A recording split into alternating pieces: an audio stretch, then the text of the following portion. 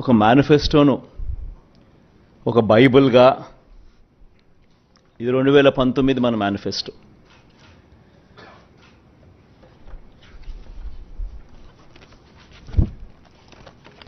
ఈ మాదిరిగా ఇచ్చిన ఈ మేనిఫెస్టోను ఒక బైబిల్గా, ఒక ఖురాన్గా, ఒక భగవద్గీతగా దీన్ని భావిస్తూ దీన్ని ఇంప్లిమెంట్ చేసిన పరిస్థితులు, దీన్ని ఇంప్లిమెంట్ చేసిన విధానం బహుశా దేశ చరిత్రలోనే ఈ 58 నెలలు అన్నది చిరస్థాయిగా చరిత్రలో ఎప్పటికీ కూడా నిలిచిపోతాయి. 2019లో ఇచ్చిన ఈ వాగ్దానాలన్నీ కూడా ఎంతో నిష్ఠగా మనం అమలు చేశాం.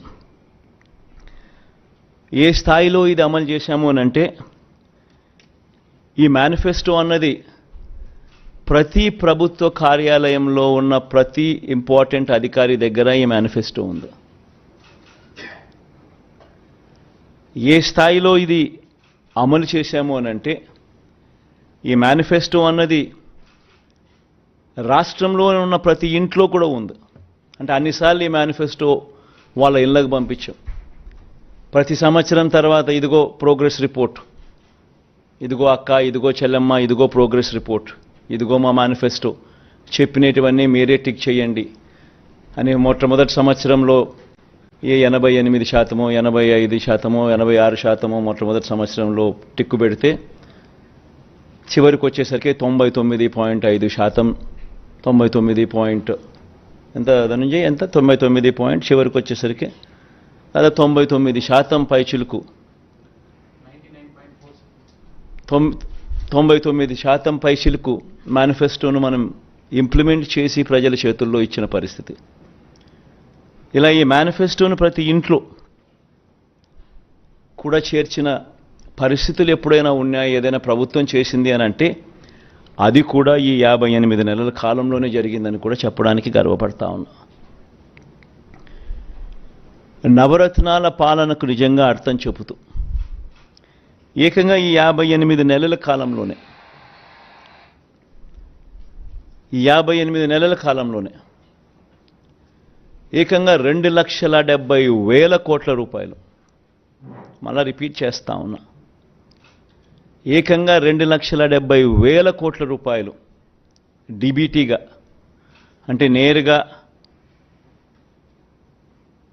నా అక్క చెల్లెమ్మల కోసం నేను బటన్ నొక్కడం, నా అక్క చెల్లెమ్మల కుటుంబాల ఖాతాల్లోకి నేరుగా డబ్బులు వెళ్ళిపోవడం, నేరుగా వారి చేతికి అది అందడం, ఇదొక హిస్టరీ. 2,70,000 కోట్ల రూపాయలు ఈ మాదిరిగా నా అక్క చెల్లెమ్మలకు దేవుడి దయతో మంచి చేయగలిగాం. పేదల ఆత్మగౌరవాన్ని, అవ్వాతాతల ఆత్మాభిమానాన్ని ఎరిగిన వాడిగా వాళ్ళ ఇంటికి ఈ పథకాలన్నీ డోర్ డెలివరీ చేసిన పరిస్థితులు కూడా ఈ 58 నెలల కాలంలోనే.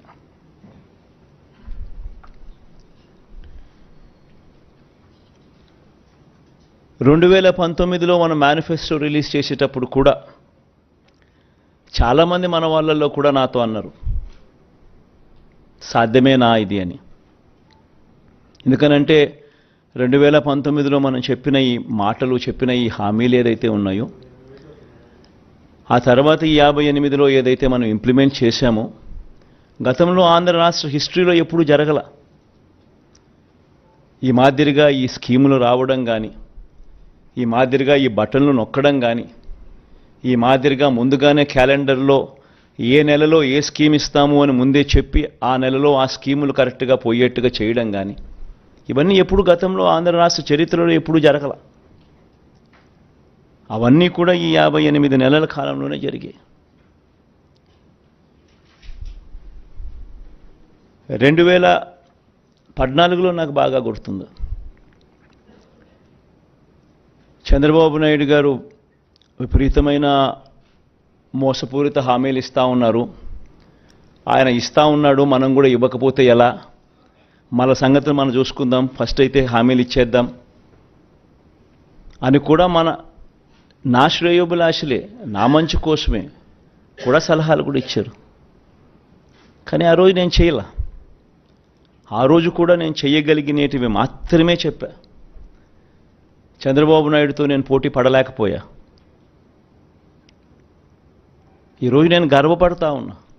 నాకు అధికారం 2014లో రాలేకపోయినప్పటికీ కూడా చరిత్రలో చరిత్రహీనుడిగా మిగిలిపోకుండా చేయగలిగినటివి మాత్రమే చెప్పి అవి మాత్రమే చెప్పి చేసి చూపించి మళ్ళీ ప్రజల దగ్గరికి ఈరోజు చరిత్రలో ఒక హీరోగా ఈరోజు ప్రజల దగ్గరికి వెళ్తున్నాం. తేడా ఆ ప్రభుత్వానికి ఈ ప్రభుత్వానికి మధ్య తేడా గమనించండి. రాజకీయాలలో ఒక నాయకుడు ప్రజలకు ఏదైనా మాట ఇస్తే ఆ మాట ప్రజలు నమ్ముతారు. నమ్మి ఆ ప్రజలు ఆ రాజకీయ నాయకుడు అవన్నీ చేస్తాడు అన్న ఆశతో ఓటేస్తారు. ఆ ఓటు వేసినప్పుడు ఆ ప్రజలు ఆ నమ్మకం మన మీద పెట్టినప్పుడు మనం చేయాల్సింది ఏమిటి? వారి నమ్మకంతో ఆడుకోవడమా, వారి మనోభావాలతో ఆడుకోవడమా, వారి జీవితాలతో ఆడుకోవడమా? మనం చేయాల్సింది వాళ్ళ ఇంట్లో వాళ్ళ బిడ్డగా చెప్పిన ప్రతి మాట అమలు చేస్తూ వాళ్ళను చెయ్యి పట్టుకుని నడిపించగలగడమే లీడర్షిప్ అంటే.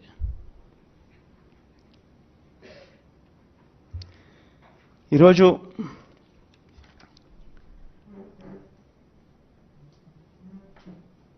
పేదవాళ్ళ పరిస్థితి ఏమిటి, ఎలా ఉన్నారు, ఎలా బ్రతుకుతా ఉన్నారు, ఎలా బ్రతికారు అని నా 3648 కిలోమీటర్లు సాగిన నా పాదయాత్రలో నా కళ్ళారా నేను చూసినప్పుడు వాళ్ళ దగ్గరికి నేను పోయినప్పుడు చూసినప్పుడు పేదవాళ్ళ పరిస్థితి ఏమిటి అని చెప్పి గమనిస్తే పిల్లలను చదివించలేని పరిస్థితి, చదివించాలని ఆరాటం ఉన్న తల్లులకు. ఎందుకంటే మొట్టమొదటగా కడుపు నిండితే తప్పనిచ్చి ఆ తర్వాతనే చదువులు గుర్తుకొస్తాయి. అలాంటి పరిస్థితుల నుంచి ఫీజులు కట్టలేక పిల్లలు చదువులు మానేసిన పరిస్థితి, పిల్లలు తమ తండ్రులు ఆ ఫీజులు కట్టలేని పరిస్థితిని చూసి పిల్లలు ఆత్మహత్యలు చేసుకున్న పరిస్థితి, ఇంజనీరింగ్ చదువుతా ఉన్న పిల్లలు. ఇవన్నీ నా కళ్ళారా చూసా. అవ్వాతాతలకు అన్ని అర్హతలు ఉన్న పెన్షన్ రాని పరిస్థితి, ఇల్లు ఇవ్వని పరిస్థితి, రేషన్ కావాలన్నా, మరుగుదొడ్లు కావాలన్నా సబ్సిడీ మీద ఇచ్చే లోన్లు ఇచ్చి అరకొర ఆ ఊర్లో 2కో 3కో ఇస్తా ఉన్న వాటికి కూడా ప్రతిదానికి లంచం